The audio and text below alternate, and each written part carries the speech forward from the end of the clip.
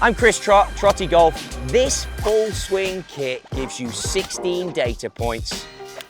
But how do we know what each piece of data means? Well, you're going to follow along and we're going to explain it to you in this video. All right, apex. What does this mean? What do you look for? What's good? What's not so good? It's obviously going to be the peak height of your golf ball, the top height it's going to be before it starts to hit the descent.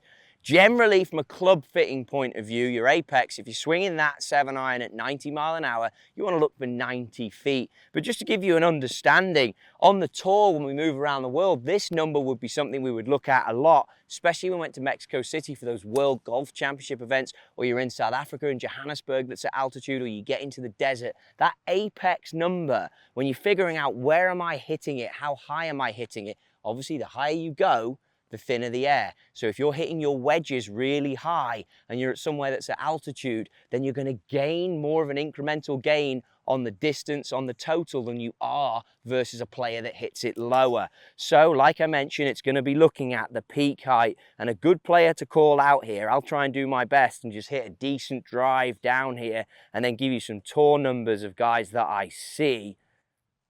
So that's a solid golf driver for me. Maybe hit a hair low in the blade, but I'm not upset with it. Now, I grew up in Europe and I would have a very low apex. I'd keep it low. I'd want 60, 70 feet. That one that now is low for me here in the United States is 100 feet. To give you an idea, McIlroy would be living at like 130, 140 feet on his apex. You look at guys like Tiger and they have the ability to really hit high crushing drivers, especially as they change from venue to venue and altitude to altitude. The next call out, and this is one of the greatest ranges you'll go on, but it is uphill. So as you work through your bag, sometimes as a good player, as you adjust to this, you do tend to hit the ball up a little more and help it up. So use that apex number to ensure that you are keeping on what you're used to seeing as a golfer. It's a useful one for the right places as you move around and practice. Just monitor it, make sure it stays the same. And please make sure